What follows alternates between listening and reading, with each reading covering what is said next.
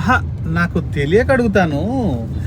ఎంతసేపు మనకు మనమే తోపులనుకోని, మనకు మనమే పీకేస్తాం, పొడి చేస్తాం అనుకుంటే ఎలా కుదురుద్ది?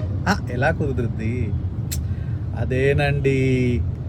వీధులు సారీ వీరులు, యోధులు, బిగ్ బాస్ ప్రీవియస్ టాప్ 5 కంటెస్టెంట్లు వచ్చి గేమ్‌లు ఆడిపిస్తున్నారు గదా! మనోళ్ళని.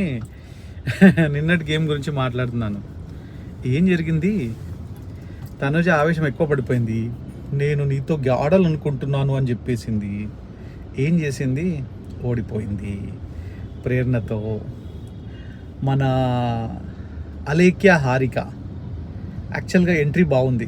నచ్చింది. అంటే కొద్దిగా ఫన్ జనరేట్ చేయడానికి ట్రై చేసింది. సో అది కేక. సరే సుమన్ శెట్టిని సెలెక్ట్ చేసుకుంది.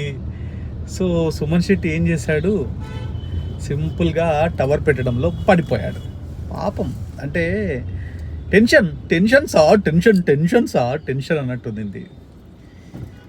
నెక్స్ట్ ఇంకెవరు వచ్చారు?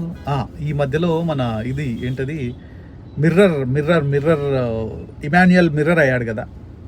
ఆ టాస్క్ కూడా బాగుంది. టాస్క్ ఇన్ ద సెన్స్ అదే ఫన్ జనరేట్ చేయడంలో మనోడు చాలా బాగా పట్టు సాధించాడు, లేదా బాగా ఫన్ జనరేట్ చేశాడు అని అనుకుంటున్నాను.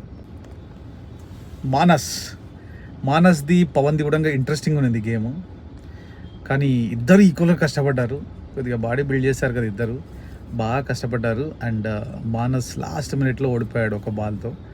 పవన్ గెలిచేశాడు. సో పవన్ కంటెస్టెంట్ అయిపోయాడు. Super, good, very good. చూద్దాం ఇంకా రేపు ఎవరు వస్తారు, ఏం గేమ్లు ఆడిపిస్తారు, ఎవరెవరు కంటెస్టెంట్లు అవుతారు, బిగ్ బాస్ ఎలాంటి ట్విస్ట్లు ఇస్తాడు, లాస్ట్కి భరణిని కంటెస్టెంట్గా కంటెండర్గా చేస్తాడా లేదా, ఫైనల్గా భరణికి ఈసారి కెప్టెన్సీకి అంటగడతాడా లేదా. ఇంకేముంది, రేపు ఒకరోజే ఉంది కదా, ఫ్రైడే రోజు. So let's wait and see ఏం చేస్తాడో చూద్దాం. లాస్ట్కి ఏదో ట్విస్ట్ ఇచ్చి భరణి అటు ఇటు తీసుకొచ్చి బిగ్ బాస్ ఫైనల్ కెప్టెన్గా చేస్తాడేమో అని నా strong feeling. Let's wait and see.